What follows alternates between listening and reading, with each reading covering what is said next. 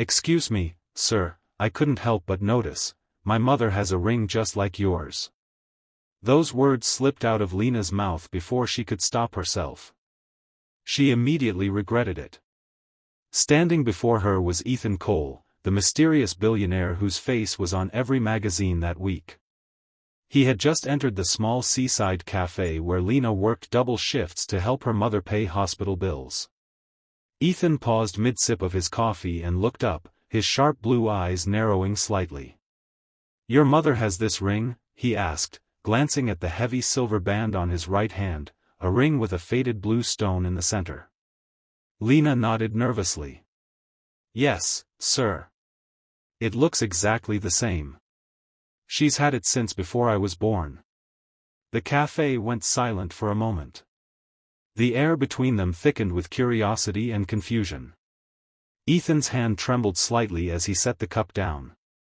"That's impossible," he whispered. Later that evening, Ethan asked Lena if he could see her mother's ring.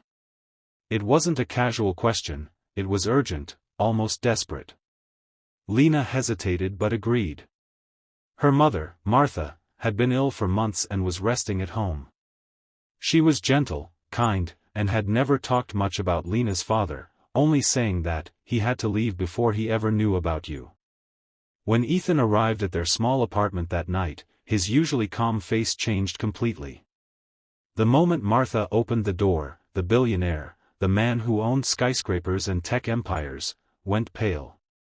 "Martha," he whispered. Martha froze. Her eyes widened, and the color drained from her face. "Ethan," she stuttered. Lena stood between them, confused. "Wait, you two know each other?" Ethan's voice cracked. "More than you can imagine." He reached into his pocket, pulled off his ring, and held it next to Martha's. They were identical, same stone, same engraved initials, E+M, Forever 1998. Tears welled in Martha's eyes. "I never thought I'd see you again," she whispered.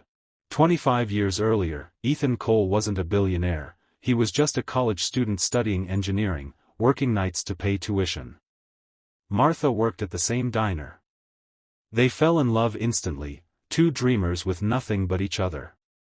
They wore matching rings they bought from a street vendor for $20, a promise to always find each other no matter where life took them. But life was cruel. When Ethan left to work abroad, his plane crashed during a storm. Everyone thought he was dead. Martha waited for months, then years, until she found out she was pregnant with Lena. She raised her daughter alone, never knowing Ethan had survived but lost his memory for nearly 2 years after the crash. When he recovered, he searched for her, but she had moved away, changed numbers, and started over. Fate had separated them, but the rings had remained, quiet witnesses of their lost love. Now, after decades, those same rings had brought them together again, through a single, accidental comment from a waitress. As Ethan and Martha sat together, tears fell freely. Lena sat silently, her mind spinning. "Are you saying, you're my father?" she finally asked. Ethan turned toward her slowly. "I didn't know, Lena. But yes. I believe I am." Lena's heart pounded. She had grown up resenting the father she never met, thinking he had abandoned them. Now that man was sitting in her living room, the billionaire everyone admired, the man whose photo she saw in newspapers, and he was her dad.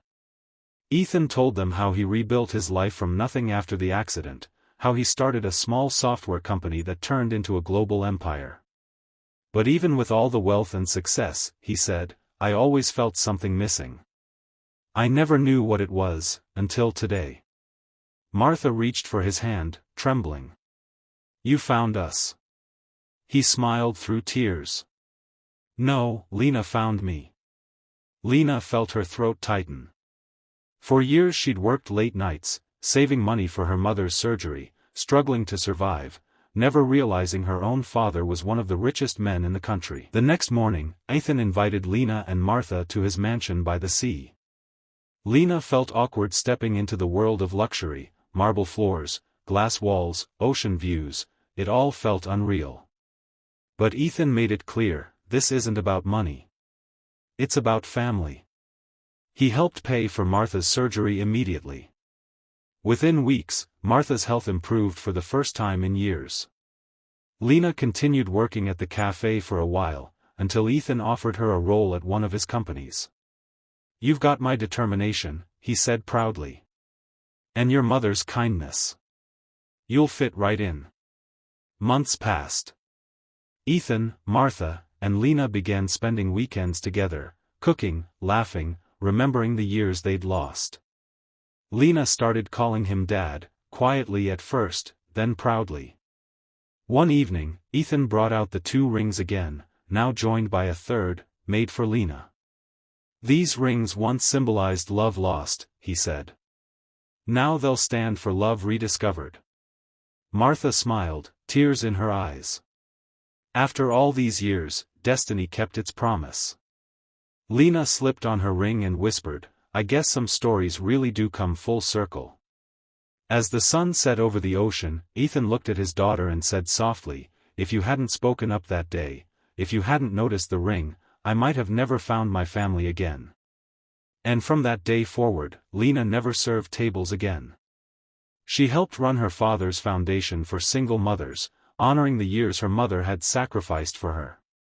The ring that started as a symbol of love had turned into something much more, a reminder that fate always finds its way home.